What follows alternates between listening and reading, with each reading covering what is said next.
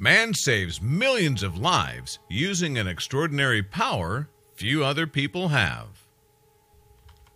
Some people have such a great life stories that can never come to our minds once we see them the first time. These people look really ordinary, but actually they are more like our favorite superheroes.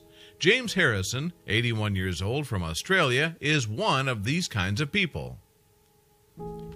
James, as you can see, has been given the nickname the Golden Arm. While this may sound like a nonsensical moniker, so what's the story behind this inspirational nickname? So when James was just 14 years old, he had a lung surgery that required over 2.5 gallons of blood. It was an emergency surgery. He eventually survived after taking care of him with all the medications. Although he was afraid of needles at that age, when he decided once he becomes of a legal age, he was going to start donating blood. It was because he felt that need. He felt that when you wait for others to come and save your life, he knew what saving a life means. He didn't change his mind through all the years. He found a local Red Cross center in Sydney where he was asked if he wanted to donate whole blood, plasma, or just platelets. He was told he could not donate whole blood as often as he wanted, but he was donating plasma every few weeks. He donated plasma for nearly a month.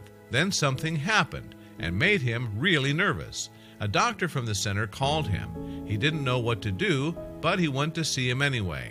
The doctor started the conversation directly by saying, "Sir, have you heard of rhesus disease?"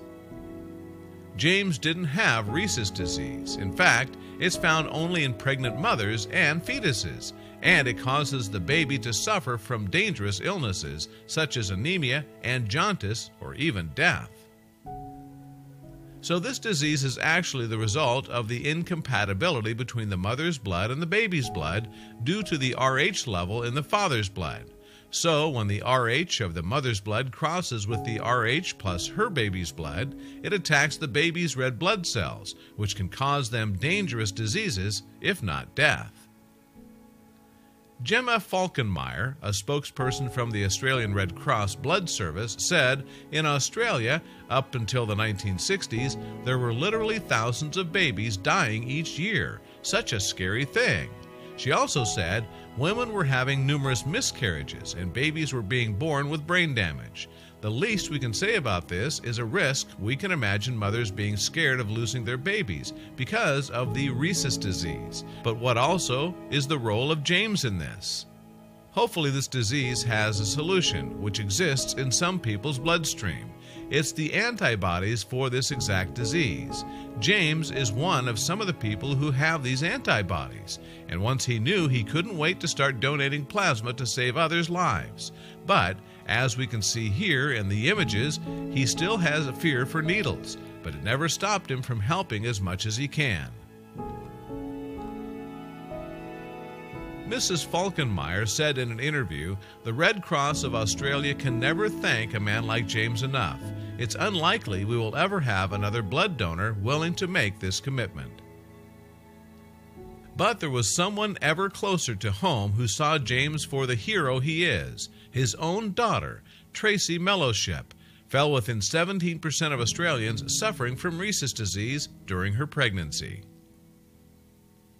James donated blood to Tracy, and thanks to his golden arms, she brought a very beautiful girl who made her grandfather happier than ever.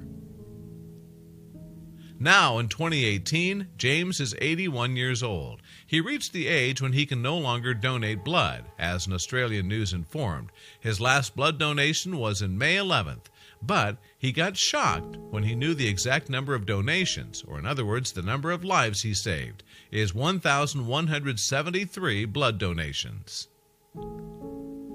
James' blood was used to cure rhesus disease so often that he had saved over 2.4 million unborn babies, winning him the Medal of the Order of Australia, as well as Guinness World Record for most blood donated in a lifetime. Robin Barlow, the program coordinator who recruited Mr. Harrison, also celebrated James' last donation and said, "Every ampoule of anti-D ever made in Australia has James in it. I cry just thinking about it."